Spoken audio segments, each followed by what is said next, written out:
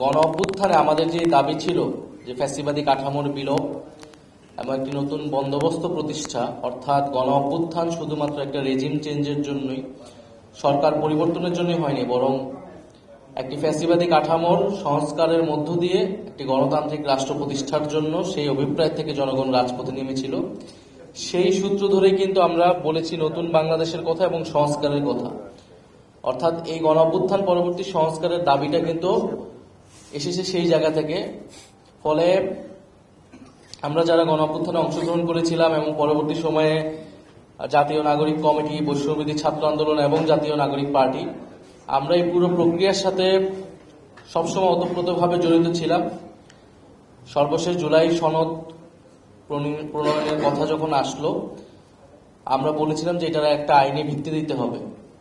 শুধুমাত্র আমরা যদি কতগুলো রাজনৈতিক দল এক জায়গায় বসে একটা দীর্ঘ আলোচনার মধ্যে দিয়ে কিছু বিষয়ে ঐক্যমত আসি, সেটাই যথেষ্ট না যে একটা নিশ্চয়তা আমাদেরকে দিবে যে সেই বিষয়গুলো রাজনৈতিক দলগুলো পরবর্তীতে ক্ষমতায় গেলে সেটা বাস্তবায়ন করবে। আমরা অতীতেও দেখেছি, 90-এর গণ অভ্যুত্থানের পরেও দেখেছি এই ঘটনাগুলো ঘটেনি। ফলে এই কারণে আমরা বলেছিলাম যে গণ অভ্যুত্থানের পরে জাতীয় ঐক্যমত্য কমিশনের যে প্রক্রিয়া, তারপরে আমরা যে আলোচনাটা হবে সেটা আসলে একটা আইনি ভিত্তি দিতে হবে। তো আগামীকাল যেই অনুষ্ঠানটা হতে যাচ্ছে সেখানে জুলাই সনদ স্বাক্ষরের ঘটনা ঘটবে। ফলে জুলাই সনদের আইনি ভিত্তি বা যেই অর্ডার জারি করার কথা বলা হচ্ছে, সেই অর্ডার জারির আগে স্বাক্ষর সেটা কিন্তু কেবলমাত্র সেরিমোনিয়াল, সেটা আনুষ্ঠানিকতা। জুলাই সনদ প্রণীত অলরেডি হয়ে গিয়েছে, সবাই একটা জায়গায় ঐক্যমত এসেছে যে আমরা কি কি পরিবর্তন চাই। সেখানে কিছু কিছু দলের কিছু কিছু বিষয়ে নোট অফ ডিসেন্ট আছে, তাদের ভিন্ন মত থাকতেই পারে, এবং আমাদেরও সেখানে একটা দাবি ছিল যে নোট অফ ডিসেন্ট থাকলেও ডকুমেন্টেশনের জন্য কিন্তু গণভোটে পুরো সামগ্রিক বিষয়টাই যাবে। জনগণ যদি পক্ষে ভোট দেয় তাহলে জুলাই সনদ অনুমোদিত হবে এবং পরবর্তী সংসদ, যার একটা কনস্টিটিউটিভ পাওয়ার থাকবে, তারা সেই সনদ অনুযায়ী সংবিধান সংস্কার করবে। ফলে পুরো প্রক্রিয়ার মূল জায়গাটা থাকবে অর্ডার, যে অর্ডারের ভিত্তিতে, যে সাংবিধানিক আদেশের ভিত্তিতে এই গণভোট হবে এবং পুরো প্রক্রিয়া আগাবে। ফলে সেই জায়গায় আমরা বলেছি, গতকাল আমাদের সদস্য সচিবের নেতৃত্বে যখন প্রতিনিধি দল ঐক্যমত্য কমিশনে গিয়েছিল, তারাও বলেছেন, এর আগেও আমরা অনানুষ্ঠানিকভাবে সরকারকে এবং ঐক্যমত্য কমিশনকে এটা জানিয়েছি যে শুধুমাত্র একটা আনুষ্ঠানিকতা করার প্রয়োজন নেই, বরং আমরা যেটা দেখেছি ঘোষণাপত্রের সময়, জুলাই ঘোষণাপত্রেও কিন্তু আমাদের দাবি ছিল এটার একটা আইনি ভিত্তি থাকবে, সেটা হয়নি। জুলাই ঘোষণাপত্রের যেই টেক্সট, সেই টেক্সট নিয়ে কিন্তু এক ধরনের প্রতারণা করা হয়েছে। সেই টেক্সটটা আমাদেরকে দেখানো হয়নি। আগে যে অংশ দেখানো হয়েছে ঘোষণাপত্র পাঠের সময় সেটা পরিবর্তিত হয়েছিল এবং সেটা অনেক কম্প্রোমাইজ একটা ডকুমেন্ট হয়েছে। সেখানে বলা হয়েছে সংসদে এটা ঠিক হবে, এবং ঐতিহাসিক ন্যারেটিভের জায়গা থেকেও অনেক কিছু আসেনি গণ অভ্যুত্থানের এবং গত 16 বছরে। এটা আমরা পরবর্তী সময় সমালোচনা করেছি। ফলে আমরা আরেকটা এরকম ঘটনার সাক্ষী হতে চাই না যেটার আসলে কোনো মিনিং নাই।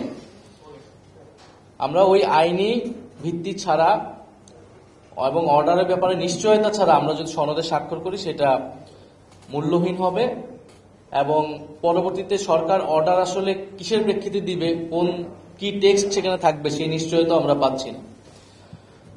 ফলে আমাদের সদস্য সচিব যেমনটা বললেন যে আমরা সেই বিষয়টা নিশ্চিত না হওয়া পর্যন্ত আমরা জুলাই সনদে স্বাক্ষরের যেই অনুষ্ঠান বা যেই আয়োজনটা চলতেছে সেখানে আমরা নিজেরা অংশীদার হব না। এই সামগ্রিক প্রেক্ষিতে আমরা কয়েকটি বিষয় তুলে ধরছি সরকারের কাছে, ঐক্যমত্য কমিশনের কাছে, কারণ আমরা চাই যে এই পুরো প্রক্রিয়াটা সফল হোক।